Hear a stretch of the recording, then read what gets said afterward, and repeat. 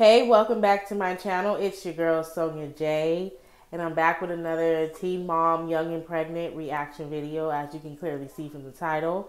Don't mind if you hear my son in the background. I'm about to put him to bed once I'm done with these videos.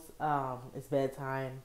So, I'm going to be reviewing episode 11, and also after this video, episode 12. I'm going to be reviewing those two episodes tonight. I'm going to review the new episode that just aired. I'm going to review that later this week. I'm sorry I've been a little bit behind with the reviews. I told you guys I'll be on time from here on out, and I haven't been. But I also told you in that previous video, if you haven't seen it, where I talk about why I've been gone from YouTube and what's going to be going on with my channel for 2020. If you care, watch that video, but I explain why I've been gone and why I haven't been posting as frequently as I would like. So there's reasons behind it. But, you know, I'm here today. So we're going to review episode 11, and then after this I'll review episode 12, and then we'll do 13 later this week. So let's talk about it. Let's get into it. Okay, so we're going to start off with Kayla. So, you know, her situation's pretty much been the same since her and Stefan broke up. You know, he's been, I was going to say on and off in Isaiah's life, but actually more off than on. So it's just kind of a constant battle with him. It's like one minute he wants to act like he's the victim and, you don't let me see my son. I want to see my son more, blase, blase. But then, like, when you have the opportunity to see him more and to do more with him and take that chance, you flake. So, Kayla's just like, fuck it. Ooh, excuse me. I'm not with his father no more. His father's not even really in his life. I'm about to have a new baby. Let me just go ahead and give my son my last name. And that way it'll be easier for me with the school situation. And also just because she feels like, let's be honest, she's done more for her child than he has. So why should he get the last name when he hasn't even been a father? Okay, I get it. So that's what she decides to do. Stefan, I guess, all of a sudden decides he wants to, reconnect and make things better. And Kayla knew she had to tell him, so she just said, fuck it, I'll just tell him in the text. And she did, and he kind of just texts back laughing emoji. But you could tell he was really annoyed about it, but he just said that because it's like all he really could do is laugh. Because he knows, even though he throws a fit and acts like, he's the victim or whatever, at the end of the day, he legally doesn't have as much rights to that child as Kayla does, because he hasn't been a good father. He hasn't been there, and he knows that. So it's like, even though he tries to act like he does his part, he knows he hasn't. He knows he doesn't. So it's like he really can't argue. And I think he did say something to her, like, after he texted that to her. I just can't remember. But I mean, that was pretty much, the gist of it. There's nothing he could really do. But then he does end up bitching about it to his girlfriend. Honestly, if I was his girlfriend, I would just kind of be tired of talking about it. Like, I mean, I guess for the show it makes sense. And I mean, if they get a check, which I'm sure they probably do, because they be having their own scenes, and I guess it's worth it, because it's like, talk about her, at least we get a check for it. But I would just be like, listen, like, I get that's your baby mama, but I'm your girlfriend now. Like, I'm tired of talking about her every chance we get, every scene. But whatever, it is what it is. And it's just funny to me because every single time you see Stefan with his girlfriend, they're always going out to eat. But I thought you said part of the reason why you haven't been in your son's life is because you have not financially been able to take care of yourself, take care of your son. You're not stable. You don't have a job. And you only have to pay $40 a month, which is literally the amount you're probably paying every time you go take your girlfriend out to eat. So I'm just like, and it's not even like y'all going to McDonald's or nothing. Like, y'all going out to eat, like to diners and shit, and even restaurants a few times. So it's just like, you got time for your girlfriend, you got money for your girlfriend, but not your son. I peeped that. But continue to act like you don't have your life together. You may not have money like that, but as long as you are able to feed yourself, able to feed your son, like, there's no excuse for you not to be able to see him. You don't even have to feed him. You can, as long as if you're just visiting, like literally doing like little hour, 2-hour visits, if he eats before he comes, you don't even gotta worry about that. So it's just like, your excuses just make no sense. And then the simple fact that Kayla doesn't even know where he lives. She doesn't have his address. She has no idea where he lives. She knows he lives near her. She knows, of course, he lives in that area, that city. but she doesn't know the address. She doesn't know exactly where to drop Isaiah off at if she were to have to pick him up. And it's just like, I understand their communication's off because of how everything happened, the way he was. I get that, but it's just like, that's horrible. Like, I think God don't have to deal with that, but I just couldn't imagine, like, having a baby with someone that the communication is so bad that we argue almost every time we talk, even regardless of whose fault it is. It's still simple fact that you guys don't get along at all. And then it's like, we have a child together, but I don't even know where you live, and you want to see our child more and have him around you and at your house, but you don't even want to give me the address. Like, that's crazy. But that's really all they got going on this episode. So I hope it gets better one day. Let's move on. Okay, so now we're going to talk about Rachel's part. So before we get into Rachel's sector specifically, I just want to ask a question, and then let me just ask the question. And this is more to women, because obviously men, y'all don't have to take birth control other than condoms. You guys don't have to take birth control, so this is not a question really for men, this is for women. I have a question. How do you guys feel about birth control? You know, we can agree to disagree, but I just want to know your opinion. If you care to share, comment down below, let me know what you think, how you feel about it in regards to you personally taking it, if you care to share, if you want to, in regards to how you feel underage girls, whether you feel underage girls should take birth control or not, whether you think young women should. Like, how do you feel about birth control? Not just the pills, but any form, like the IUD, Mirena, any form. Like, how do you feel about birth control? What are your thoughts on it?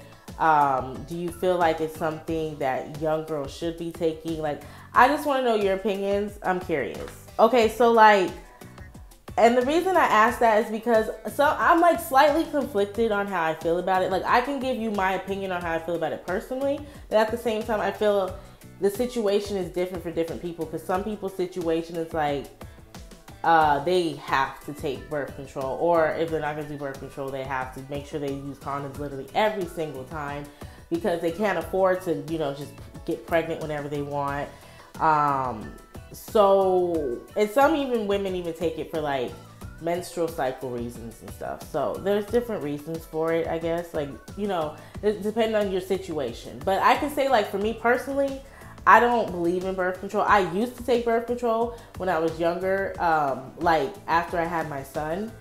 And I took it for a few years, and then I decided I didn't want to take it no more. Like, I was good, and I personally just don't think it's good for our bodies. I just don't think it's like something that we should add to our system. Like, we already, you know, live in a fucked up world with pollution everywhere. There's shit in all our foods. You can't even eat Oreos without looking at the ingredients and seeing there's some bullshit in that. Like, you know, we already live, like, so it's just like to add a pill to my body every day that will stop me from getting pregnant, when pregnancy and like everything goes on in your body should be naturally flowing. That's just my personal opinion. For me personally, I'm good. And my situation's different. I'm not, you know, a single mom, or I'm not like, you know, 15 or 16 years old. I'm a grown woman who's married, in a stable situation. So like, if, you know, I can do that. But I know, like, for someone like Rachel, you know, most would say she needs to take birth control because, one, she's already been pregnant.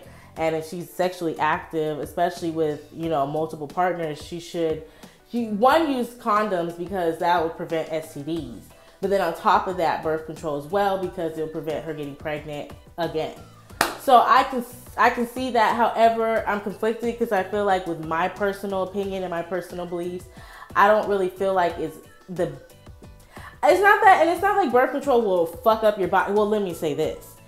It's not like birth control usually fucks up your body, but there are cases. And when I say birth control, I'm not just talking about pills. I'm also talking about like the IUD, Mirena, all that. There are cases where there are women who I've met a few women personally, and also I've read online and seen other women who've gotten the Mirena or gotten IUD or gotten some form of birth control, and it fucked their body up. Like, they were taking it for a few years, or some even women have been taking it for 10, 15 years, and it fucked their body up. Like they had to get, I know this one woman who, I think she had a Mirena and it got stuck, and she had to get something taken out.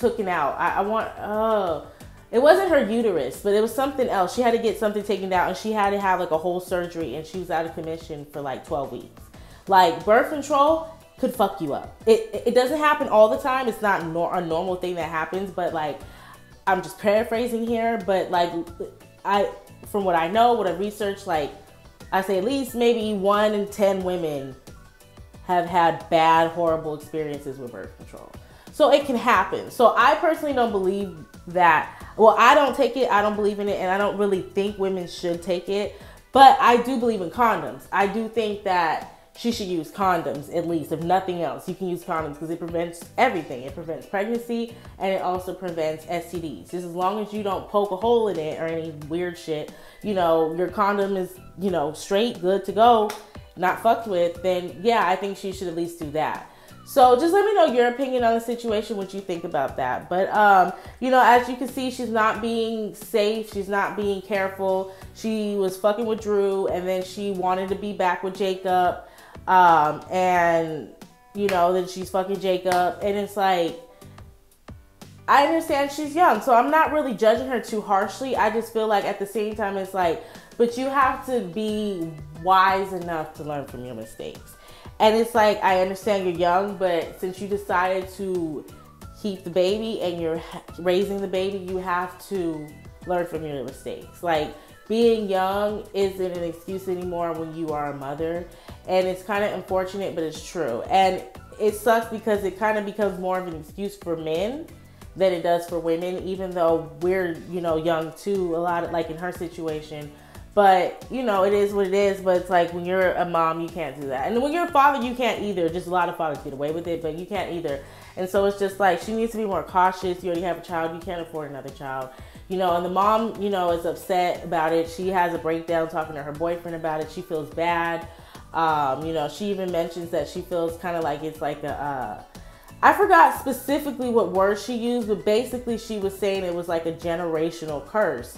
Because, you know, like, I don't know what her mom's been through, like Rachel's mom's mom, which would be Rachel's grandmother. They don't really talk about the grandmother too much, so I don't know exactly, you know, what her situation was growing up. But we know the mom had a drug addiction, and she also, you know, had children young, and she's been through a lot with her ex-husband. So, you know, she was just basically saying like everything that Rachel's kind of going through, and also as well Mallory, because, you know, Mallory be having it going on too. It's the same thing she was going through when she was her age. So it's just like she's worried about that, which she should be. But it's like at the same time, it's like, and I get it, you know, you were on drugs, your children kind of lived a fast life because of the situation. You guys are in poverty. So when you're in poverty, you're more accessible to, you know, sex, drugs, alcohol, just like kind of like that poverty lifestyle. So it's just like, I'm not surprised that her mom is okay with Rachel and Mallory doing what they do, but it's like Rachel literally just turned 17, and so that means 15, 16, maybe even 14, you're allowing your daughter to drink, have boys come in, have sex with her. It's just like, you're allowing the shit. I get that you weren't perfect and you want to be their friend, but you keep wanting to be their friend and showing you that it's not working. And instead of changing it, you continue to just allow it and allow it. And I understand you love her. You know, don't want her to leave because, you know, you feel like you fucked up. So you just want your girls with you. I do get that. But it kind of, honestly, this situation is kind of just, it is what it is.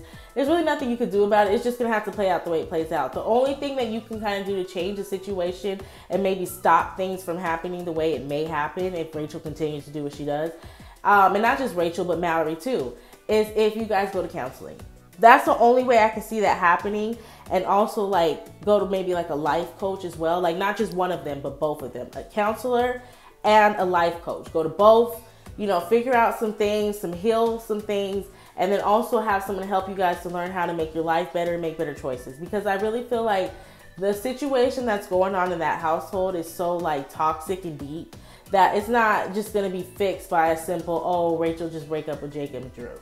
Like she's going to find another Jacob and Drew, and, you know, be with him and then have kids. You know, it's just going to keep repeating itself. The same thing with Mallory, because clearly, you know, she is, I guess, raising her baby now, but she's still doing her thing. So it's like they need more help. They need psychological help, and they need help with figuring out their lives. And the mom does too, clearly. So I just hope that, you know, one day they get it together. Okay, so now we have Ashley and her dude that she's talking to, 600 Breezy. I don't think that they announced his name that way on the show, but I already knew who he was prior to the show, so that's why I'm saying that. Okay, so, like, I'm gonna just cut the bullshit. Like, obviously, he was only on there for an episode, so we're not gonna get a lot out of him from this episode. But, like, from what I know before watching this episode, like, okay, like, this dude right here is a rapper. He's a up-and-coming artist. I first heard about him from YouTube. There was like a YouTube drama, little beef going on between these two YouTube females that I guess had like a problem. They were arguing, and he was in the middle of it. Then I heard about him again because Sky from Black Ink Crew was dating him, and they just recently broke up, but they was together for a couple of months. She was posting them all on her Instagram. I don't follow her, but I heard about it. And they have videos of them, you know, kissing and shit like that. And then he also had got this one rapper chick. I forgot her name, but she's like some rapper chick from Chicago. He had got her pregnant recently, and she pregnant with triplets.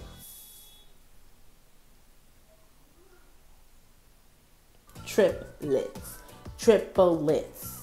Okay? So he has triplets on the way. And on the show, he said that he already has 2 baby mamas. So I don't know if that means he has a child with one chick and then the girl was already pregnant when that episode aired, and that's why he said that. So then that's the second baby mama, so he got 4 kids total, or if he already had 2 baby mamas and then he has 3 more kids coming. So like either way, like no God. Ashley, run. Like you don't know God. You don't have time for that. You don't need that. And I think that's the problem with, and I'm gonna specifically speak on like girls in my community because we have this problem the most. Like obviously other races, women choose bad partners as well, but for the most part, most races most women of other races have a better idea, and is taught from a young age from their mothers and family how to choose a partner that is best for you. A lot of girls in my community, the Black community, are not good at choosing the right partners from our community. We're not good at that. But it's also because a lot of the Black men in our community are not really good partners. Not all of them, that's a whole nother video, but I'm just saying there's a good percentage of them that are not. So with that being said, it's kind of hard for a lot of girls in my community like Ashley to choose the right men. I mean, what? We only have now, you can fairly say, well, all the baby daddies on this episode ain't shit. Are all of them not shit?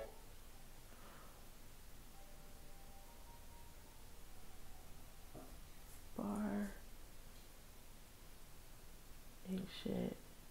Stephen ain't shit. Kaya baby daddy is in jail. Who else is there? Brianna baby daddy. Oh yeah, he ain't shit. Okay, well all the baby daddies on here ain't shit, but I'm just speaking specifically because like we do have this problem the most. Let's just be, I'm just being honest, I'm just being shrill, okay? We have this problem the most. So with that being said, it's like she actually keeps choosing these dudes that are just like already like before you even get into the relationship, he's already showing you signs of like this might be struggle love. You might have to deal with other bitches. I got hella kids. And if you fuck around, I might shoot your club up. So be careful. Like it just was, and it's just like, and I'm trying not to be judgmental based on stuff I've heard, but at the same time, it's like, it's just nothing cute. I don't give a fuck what you say. It's nothing cute about being like, well, my baby mama is pregnant right now, and we got 3 kids on the way, but we not together no more. So I'm trying to get with you. No, God, that's not cute. I don't care how y'all spin it. I don't give a fuck. You can get offended because I know some women have dated men that had kids on the way, and it's cool with that.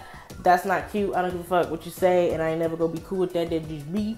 But anyways, so it's just like, I hope Ashley don't take this seriously, and I don't think she does because I don't really see anything happening in the previews with them. So I'm, content that they were just talking, which is fine. I don't think there's anything wrong. And also another thing too, like, I feel like there's nothing wrong with you, like, fucking around with a dude that ain't shit, but it's just literally just fucking around. Like, cause I'm a firm believer, but that's the thing. A lot of girls are not good with separating sex and love. That's the problem. If you can do that, then I personally don't see anything wrong with, like, say if you just want to fuck on him because, you find him attractive or he's good in bed, or you just want to fuck on him. Fine.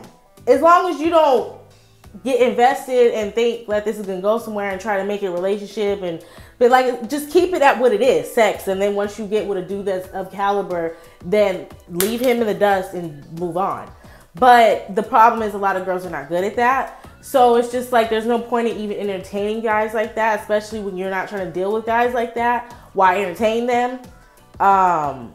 Especially if you can't separate sex from love. And I don't think that Ashley was fucking him. I think it was just more like they were just talking and seeing how it goes. I believe that because Ashley doesn't come off to me as like a girl that just fucks everybody. She seems like the type that, like, when she's in a relationship, she's in it for a long time. Like she said, she was in a relationship before Bar for 4 years and then broke up with him, and then shortly after got with Bar, and they were together for 4 years. So I don't, but I'm just saying, like, I just wish most girls would understand that. Like, most of dudes like him who got hella kids, but he don't ever stay with the baby mamas, or, dudes that are just from the hood and got that mentality. You know what I'm talking about, okay? I'm not even about to, that's a whole nother video. I'm not about to do that all day. But with that being said, it's just like, why? I just wish more girls could separate the two. Like, because I think there's nothing wrong with getting the D. Like, it's needed in life. But, like, not everybody you're getting the D from is worth your heart. And that's the problem. A lot of girls don't know how to separate the two.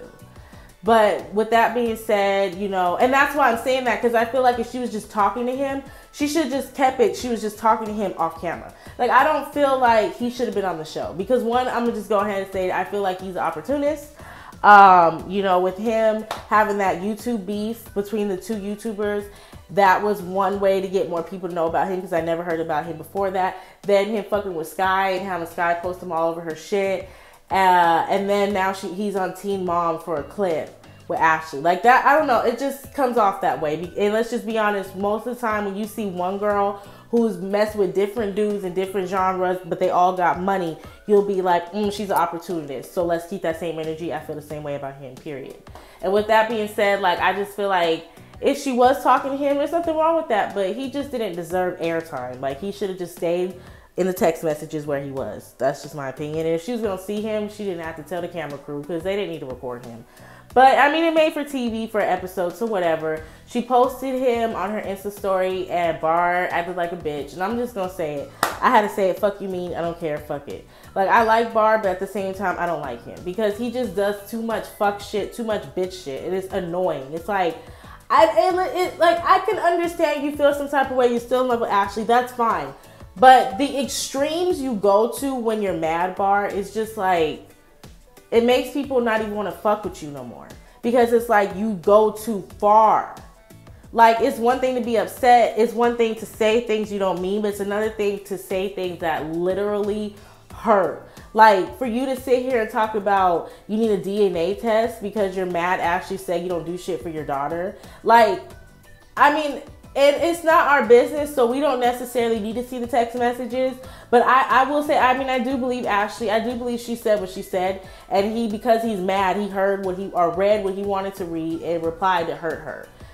That's what I feel. And it's like, I hate when guys do shit like that. It's like, because you're not fucking with your baby mama no more, then now it's like, I need a DNA test. But you were not feeling that way at all the whole time we were together. It's just bullshit. It's bogus. And also the tweets and all the shit he did online, that's disrespectful. Like, Why do y'all meet these disrespectful ass dudes? Like, I can't. Like, and it's like, I know this type of shit goes on. I see it all the time.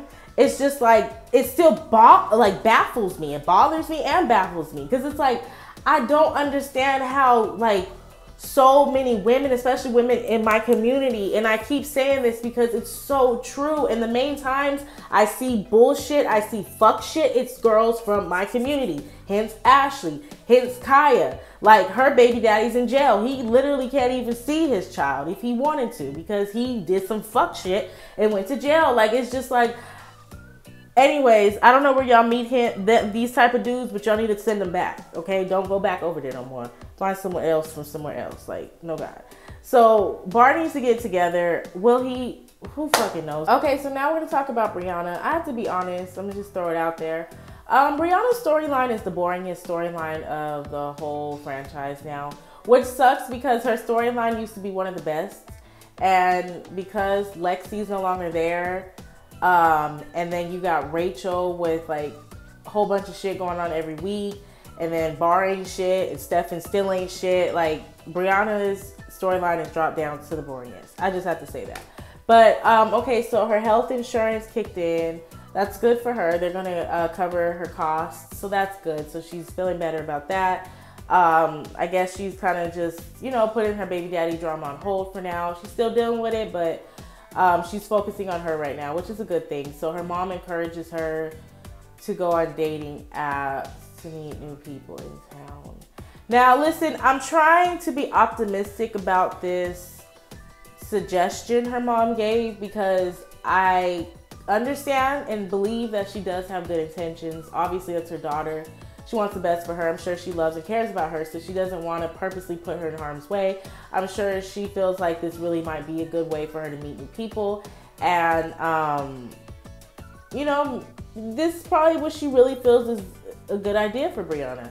But just, and that's why, this is another thing I would like you guys to comment down below and let me know your opinions on if you would like to. Because I just, you know, I have some feelings and reservations about it, and let me know if you agree or disagree or what your opinions and thoughts are. That is fine with me. Because it's just, to me, it just feels like, just go out, you know? I mean, okay, I will say this from my point of view. I've been in a relationship for the past 8 years. And married for 6. So I haven't been out on the dating scene for years. I don't go out like that because 1, I don't have a lot of friends, and 2, I live really far away from all my friends and family. So I don't go out like that. I don't be out on the prowl. So, you know, I'm not the type of person that can tell you exactly where to go, where's that, what's hot, what's not. But I mean, I can say, at least from my experience from before I got, you know, married, and also like, you know, I haven't went out recently, but before I moved, I did go out, you know, even as a married woman, and I would do things. If you go out enough, you will find and meet new people. You know, you don't really have to go. I feel like dating apps are really just good for people who are older or people who work a lot. Now, I will say, in her defense, she is a single mother and she does work a lot. She has full-time, well, 2 part-time jobs. So it's basically a full-time job, and she's a single mother. So when she's not working, she's with her son, or just, you know, sleeping, relaxing. I get that. So I'm not, you know, trying to bash her or make her feel like dumb for doing it, because, you know, her situation is different than an average 20-year-old or 18-year-old, 19-year-old, whatever. I think she's 19.